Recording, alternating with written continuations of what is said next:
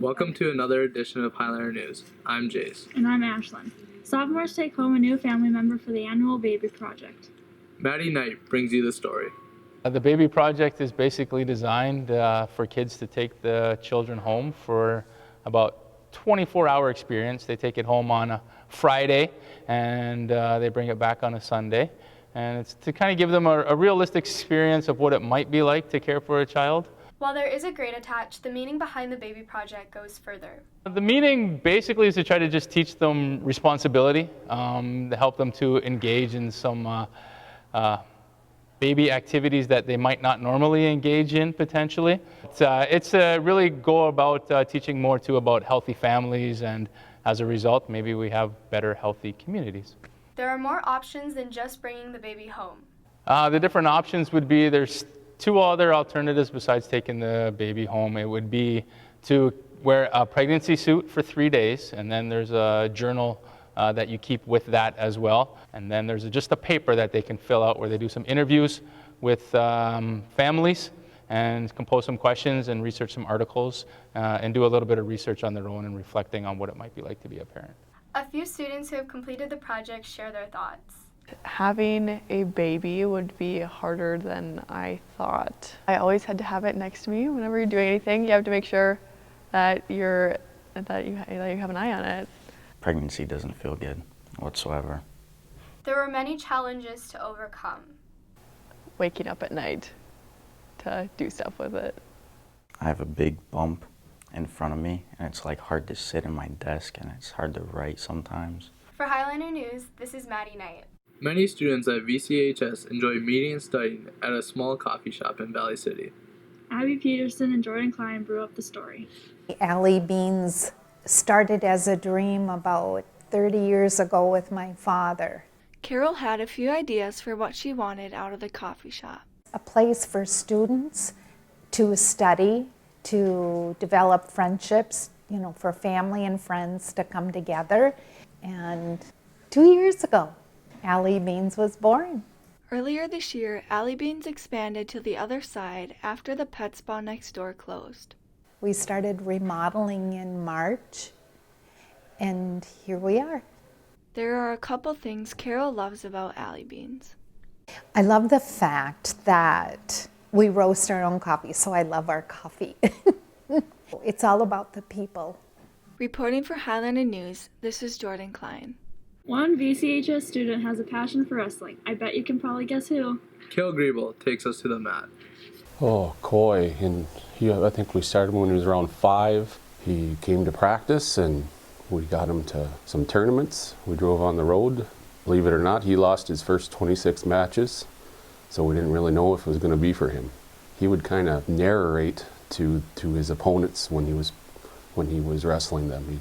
He'd get taken down. He'd go, "Oh, you got me good. Oh, I can't get out of this one." And then he'd get pinned, and sometimes by girls too.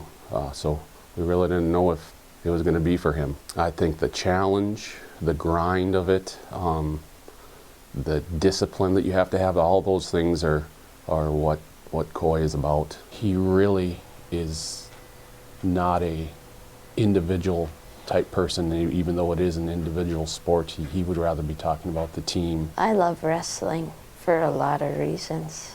It's just something that everybody can do. You can be really good at it with one leg, or you don't have to be the most athletic kid around. You just have to commit yourself to do your best. I guess I haven't always loved it as much as I do now, but as I've gotten older, I've realized that it's what I want to do. I wrestle because I've been blessed to wrestle. I do it, and I do it for God. You don't have to be the most talented kid with God-given talents. You can just put in time and get better every day with it. From Highlander News, this is Kale Griebel.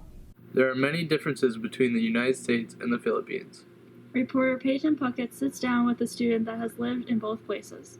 For 16 years, Kim Baldo lived in Legazpi City, Albay, Philippines. Kim shares with us the differences between the United States and the Philippines. The switching of classes. In the Philippines, the teachers rotate.